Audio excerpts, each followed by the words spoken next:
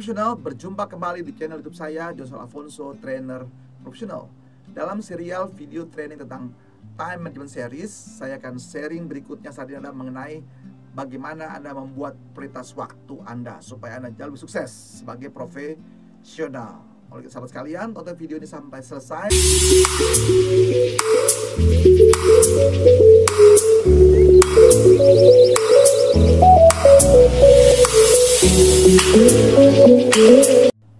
Sahabat profesional, ketika Anda sudah melihat video saya sebelumnya, yaitu memanage waktu, di situ sudah ada visi misi, sudah ada peran yang Anda akan mainkan, lalu ada kegiatan-kegiatan yang Anda mesti lakukan, dan juga ada berapa lama waktu Anda mengerjakan. Nah, di sini karena perannya banyak, kegiatan banyak, di perusahaan sudah banyak begitu ya, Anda membuat dulu, meletakkan pada suatu matriks. Matriks ini suatu kolom segi 4 dibagi 4, di situ ada Q1, Q2, Q3, Q4. Sekali matriks, namanya matriks time management. Nah, di situ ada hubungannya. Pertama adalah hubungannya antara genting dan penting. Jadi genting, penting.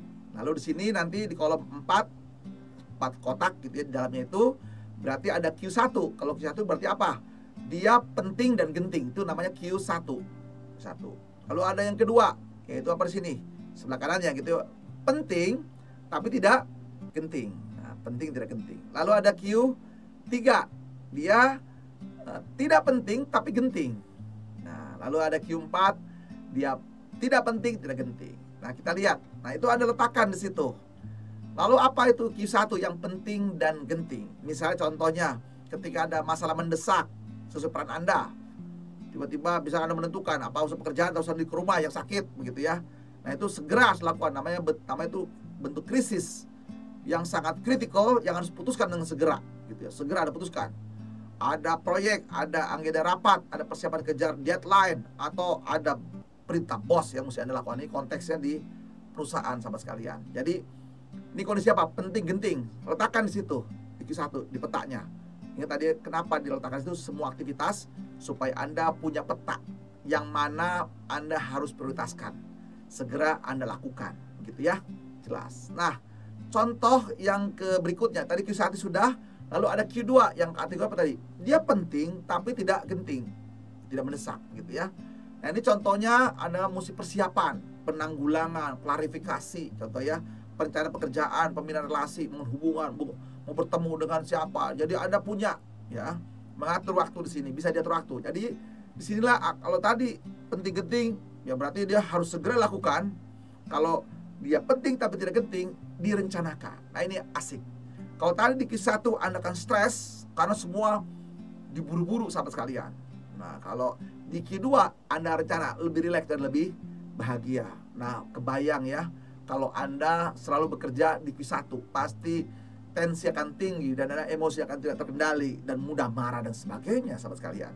Jadi hati-hati ya dalam menentukan aktivitas. Usahakan Anda masuk ke Q2. Usahakan semua kegiatan Anda masuk kategori Q2. Artinya semuanya bisa direncanakan, sahabat sekalian ya. Nah, persiapan dan sebagainya gitu ya. Nah, ada lagi namanya kegiatan namanya Q3. Ya, pilihan ini ya. Yaitu hubungannya di mana? Hubungannya antara dia tidak penting sebenarnya tapi genting. Nah, tidak penting tapi dia genting. Contohnya ada interupsi. Yang paling gampang handphone Anda tuh. Handphone Anda, makanya kalau Anda meeting sepakat ya handphone matikan begitu ya. Karena apa? Begitu sekarang tuh setiap ada handphone pasti refleks Anda akan melihat. Tahu-tahu di situ ada telepon dan ada penawaran gitu. Makanya harus jelas dalam manajemen telepon Anda harus baik. Kalau tidak, semua telepon Anda itu panggilannya menjadi hal yang apa? Genting selalu. Padahal isinya tidak penting, kecuali ada nama jelas, oh ini dari panggilan dari bos dan sebagainya ya. Kita interupsi. Beberapa surat laporan yang dia tidak penting tapi dia genting harus dijawab. Baru surat rapat-rapat yang tidak prioritas begitu ya. Atau mendadak di depan mata kita ada sesuatu yang mesti Anda kerjakan begitu ya, cuma memberitahu dan sebagainya. Atau isu-isu lain, membicarakan isu-isu yang tidak penting gitu sebenarnya ya, bicara gosip-gosip ya. Tapi itu mendesak harus Anda jawab, padahal itu tidak penting banget buat Anda. Itu Q3, status Q3. Nah, ada lagi nama statusnya Q4. Di situ hubungannya lah tidak penting dan tidak genting. Tidak penting, tidak genting.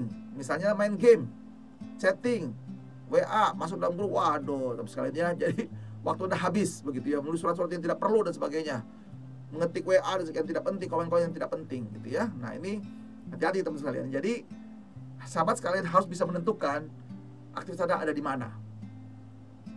Perhatikan baik-baik waktu Anda dan hati-hati meletakkan prioritas tadi. Q1, Q2, Q3, Q4. Kalau tadi Q1 segera lakukan, Q2 rencanakan, itu paling keren, paling bagus.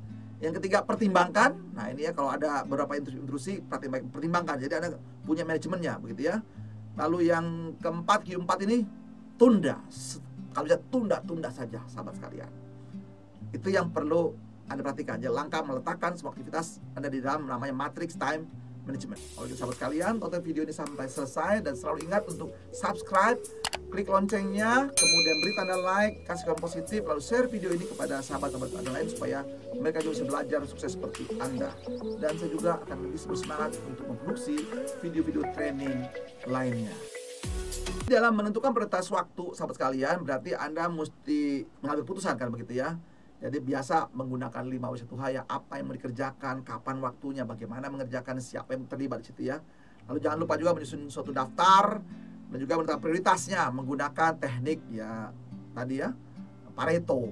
Mana yang kecil tapi dia mempengaruhi yang besar. Nah, jadi langkah-langkah prioritas waktu tersebut sahabat sekalian adalah pertama ya Anda lakukan adalah kaitkan ya, langkah pertama kaitkan visi misi hidup Anda di dalam perusahaan, kalau ada perusahaan, dalam keluarga dan sebagainya ya, hubungannya sudah jelas ya, konteksnya adalah perusahaan. Lalu apa bentuk aktivitasnya?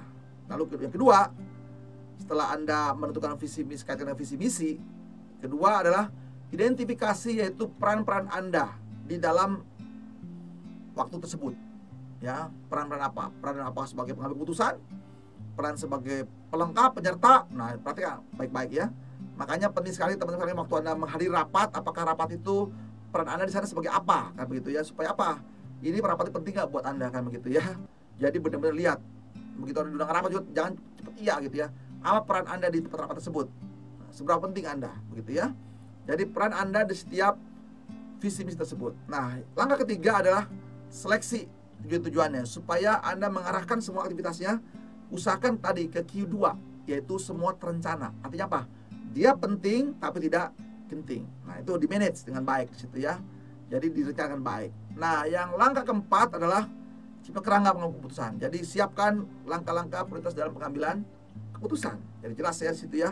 Karena jelas aktivitasnya, mana yang Anda akan dahulukan, Anda putuskan. Ingat tadi masuk di Q2, kecuali memang dipaksa Anda masuk ke Q1, yaitu jadi prioritas pertama ya. Kalau bos sudah nyuruh dan sebagainya.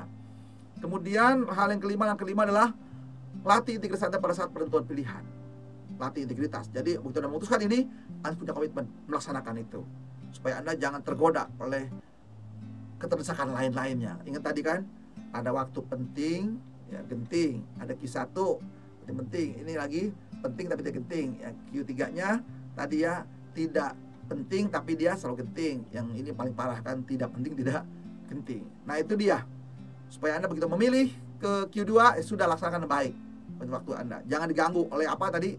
Jangan sampai diganggu oleh hal yang Q3 atau Q4. Kalau Q1 ya sudah, apalagi bos Anda yang memaksa Anda. Ya itu udah nasib namanya sahabat sekalian. Nah, itulah langkah-langkah yang namanya menentukan prioritas.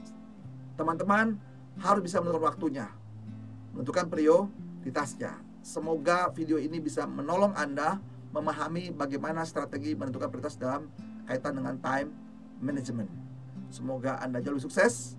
God bless you.